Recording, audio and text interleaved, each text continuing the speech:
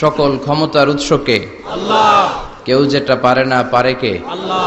সে আল্লাহর জন্য পড়ছি আমরা আলহামদুলিল্লাহ। আলহামদুলিল্লাহ। আওয়াজ করে পড়েন রব্বানা লাকাল হামদ রব্বানা লাকাল হামদ হামদান কাসীরান হামদান কাসীরান তাইয়িবান তাইয়্যিবান মুবারাকান ফীহি ইয়া রাব্বি লাকাল হামদু কামা ইয়ানবাগি লিজালালি ওয়াজহিকা ওয়া আযীমি সুলতানিকা লাকাল হামদু বিল ঈমান লাকাল হামদু বিল ইসলাম লাকাল হামদু বিল কুরআন।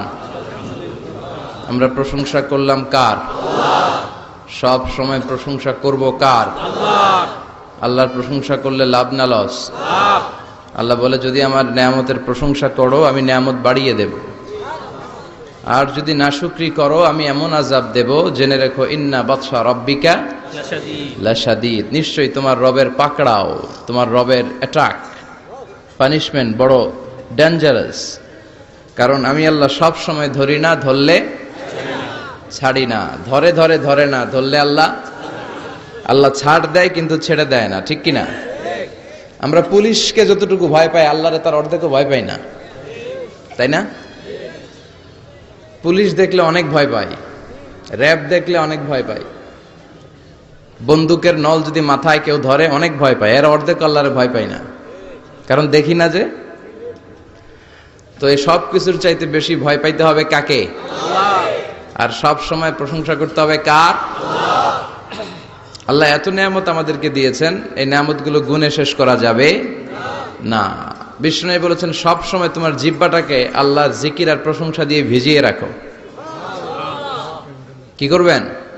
ভিজিয়ে রাখবেন। আরব বিশ্বে আমরা যখন পড়াশোনা করতাম তখন দেখতাম যে রাস্তাঘাটে বিভিন্ন জায়গায় আজকারগুলো, আল আদঈয়াতুল মাসুরা, মাসনুন দোয়াগুলো তারা লিখে রাখতো, যাতে মনের অজান্তেই তাদের চোখ ওই সাইনবোর্ডে পড়লে তারা যেন ওই দোয়াগুলো পড়তে পারে।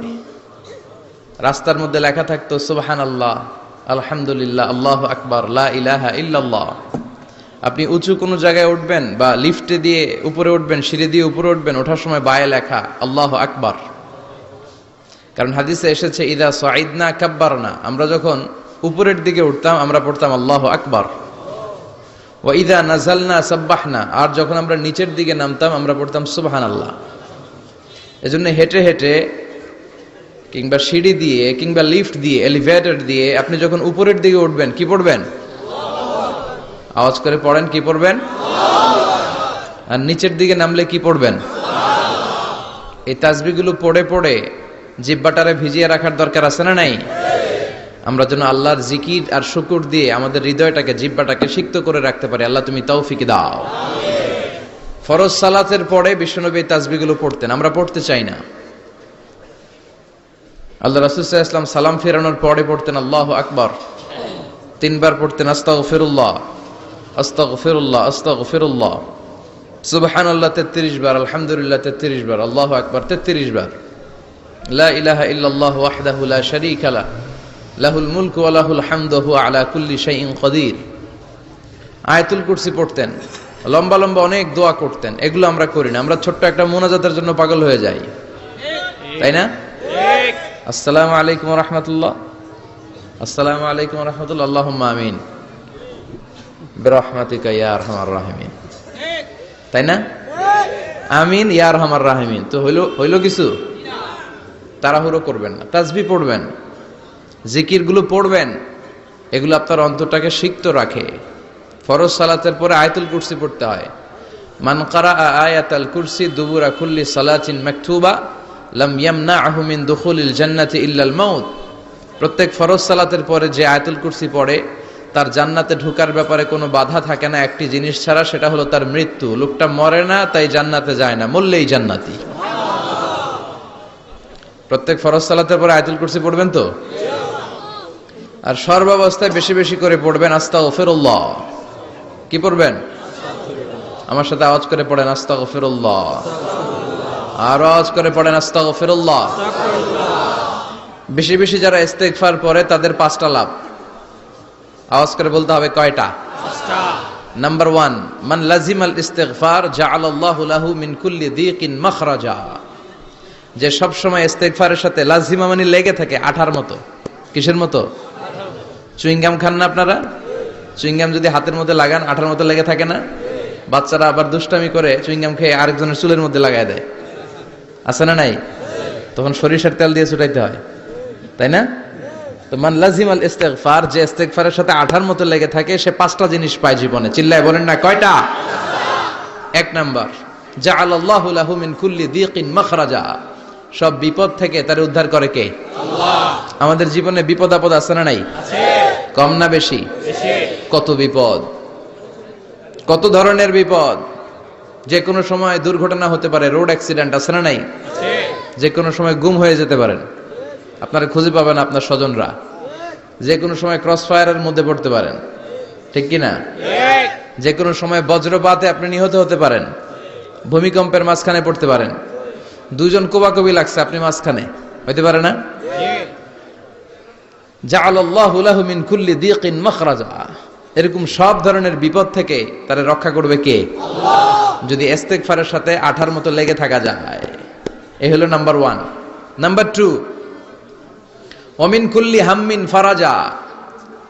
যে সব সময় আঠার মতো ইস্তিগফারের সাথে লেগে থাকবে, আল্লাহ তাকে দুশ্চিন্তা থেকে মুক্তি দিবেন, তার কোনো টেনশন থাকবে না।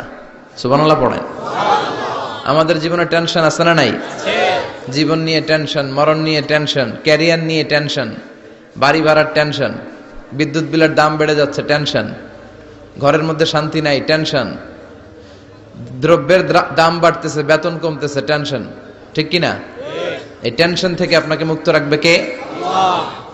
নাম্বার 3, ওয়ায়ারযুকহু মিন হাইসু লা ইয়াহতাসিব। এমন জায়গা থেকে আল্লাহ আপনাকে রিজিকের ব্যবস্থা করবে, আপনি কল্পনাই করতে পারবেন না। রিজিক দেওয়ার মালিক কে? আল্লাহ। কেউ যেটা পারে না, পারে কে? আল্লাহ। এমন জায়গা থেকে তিনি রিজিক দিবেন, আপনি কল্পনাই করতে পারেন না। আপনি হিসাবই করেন না যে এখান থেকে কিছু রিজিক আমি পাবো, কিন্তু আল্লাহ ব্যবস্থা করে দিয়েছে। সুবহানাল্লাহ পড়েন। 4 নাম্বার, যতক্ষণ ইস্তিগফারের সাথে আঠার মতো লেগে থাকবেন, আল্লাহর কোনো শাস্তি আপনার উপর আসবে না। ওমা কান আল্লাহু মুআযযিবাহুম ওয়া হুম ইস্তাগফিরুন। যতক্ষণ আপনি ইস্তিগফার করবেন, আল্লাহর আযাব আপনারে পাকড়াও করবে না। 5 নাম্বার হচ্ছে আল্লাহ আপনাকে মুস্তাজাবুদ দাওয়া বানিয়ে দিবে। মুস্তাজাবুদ দাওয়া মানে এমন ব্যক্তি, যেই ব্যক্তি দোয়া করা মাত্রই দোয়া কবুল করে কে? আল্লাহ। সবসময় ইস্তিগফার পড়তে রাজি আছেন তো? আপনারা ইমাম আহমদ ইবনে হাম্বলের নাম শুনেছেন? আমরা ইসলামে 5টা মাযহাবের প্র্যাকটিস করি, কোরআন সুন্নাহর আলোকেই আমরা করি। হানাফি, শাফিঈ, মালিকি। 4 নাম্বারটা আপনারা বলেন।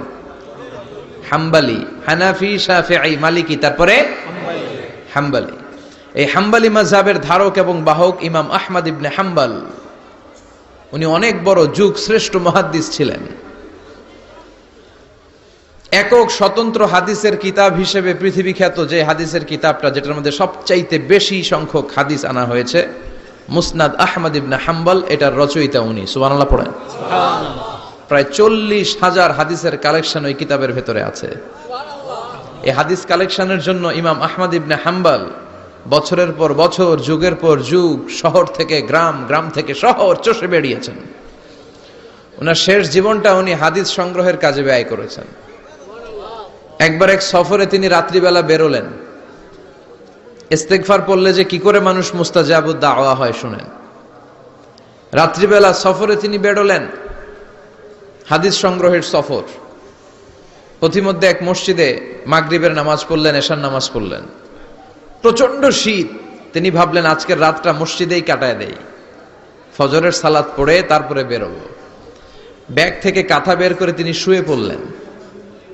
কিন্তু মসজিদের দারোয়ান এসে বলে, মসজিদে তো থাকা যাবে না, আপনি বের হন। ইমাম আহমদ ইবনে হাম্বল বললেন, আমি বৃদ্ধ মানুষ, প্রচন্ড শীত, কই যাব? আমি ফজরেরও মুসল্লি, ফজর নামাজও এই মসজিদে পড়বো, আমারে বাজান তুমি থাকতে দাও। দারোয়ান বলেন, নো, থাকা যাবে না, মসজিদে থাকা যাবে না, বের হন, না হলে গাঠটি সহ বের করে দেব। চিনে নাই এটা যে ইমাম আহমদ ইবনে হাম্বল, সে বুঝতে পারে নাই। তো দারোয়ানের সাথে সুবিধা করতে না পেরে ইমাম আহমদ ইবনে হাম্বল ব্যাগ নিয়ে বেরোয় গেলেন। প্রচন্ড শীত, কাঁপছেন। হঠাৎ দেখে সামনে এক বাজার, ওই বাজারে এক খাব্বাজ বসে আছে। খাব্বাজ মানে রুটি বিক্রেতা। খাব্বাজ মানে যুবক, একজন রুটি বিক্রেতা, রুটি বিক্রি করে। যে যুবককে সালাম দিলেন, আসসালামু আলাইকুম। যুবক পড়লো আলাইকুম আসসালাম। ইমাম আহমদ ইবনে হাম্বল বলল, যুবক, আমি মুসাফির মানুষ, থাকার জায়গা নাই, প্রচন্ড শীত। এই যে তুমি চুলার মধ্যে উনুনে রুটি বানাচ্ছ, আমি যদি তোমার চুলার পাশে বসে রাতটা কাটাই, তোমার কোনো সমস্যা হবে? যুবক বলেন, নো, কোনো সমস্যা নাই। আহলান ওয়া সাহলান ওয়া মারহাবান বিক, খোশ আমদেদ, সুস্বাগতম, আসেন। আপনি আমার চুলার পাশে বসে আগুন পোহালে আমার সমস্যা কি? আসেন আসেন, বসেন, আপনি মুরব্বী মানুষ।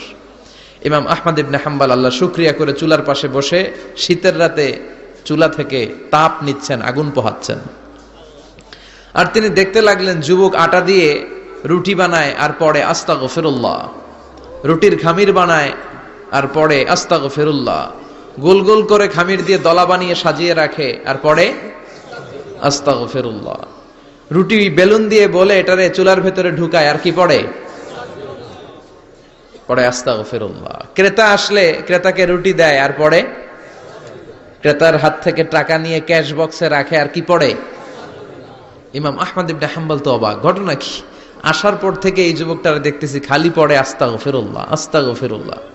তিনি কৌতূহল বশত বললেন, যুবক, মা লাকা ইয়া শাব দাইমান তাকরাউনা আস্তাগফিরুল্লাহ। হে যুবক, তোমার ঘটনাটা কি? আসার পর থেকেই তুমি শুধু দেখতেছি পড়তেছো আস্তাগফিরুল্লাহ আস্তাগফিরুল্লাহ, কারণটা কি? যুবক বলে, আমি সবসময় ইস্তেগফারের সাথে আঠার মতো লেগে থাকি, আর লেগে থাকার কারণে এর বরকতে আল্লাহ আমাকে মুস্তাজাবুদ দাওয়া বানিয়ে দিয়েছে। মানে আল্লাহ আমাকে এমন বানিয়েছে যে আমি দোয়া করা মাত্রই আমার দোয়া কবুল করে কে? আল্লাহ। ইমাম আহমদ ইবনে হাম্বল বললেন, আনতা মুস্তাজাবুদ দাওয়া, তুমি মুস্তাজাবুদ দাওয়া, মানে তুমি দোয়া করলেই সেটা কবুল হয়ে যায়? যুবক বলে, নাআম আনা মুস্তাজাবুদ দাওয়া, আমি আমার জীবনে যত দোয়া করেছি সব কবুল করে নিয়েছে কে? আল্লাহ। আমি মুস্তাজাবুদ দাওয়া, আমি দোয়া করতে দেরি কবুল হতে সেটা দেরি হয় না। তবে আমার পুরো জীবনের সব দোয়া কবুল হলেও একটা দোয়া এখনো কবুল হয় নাই। এটা শুনে ইমাম আহমদ ইবনে হাম্বলের কৌতূহল, কিউরিসিটি আরো বেড়ে গেল। তিনি বললেন, তোমার জীবনে সব দোয়া কবুল হয়েছে, একটা দোয়া কবুল হয় নাই, কি সেই দোয়া আমারে বলো?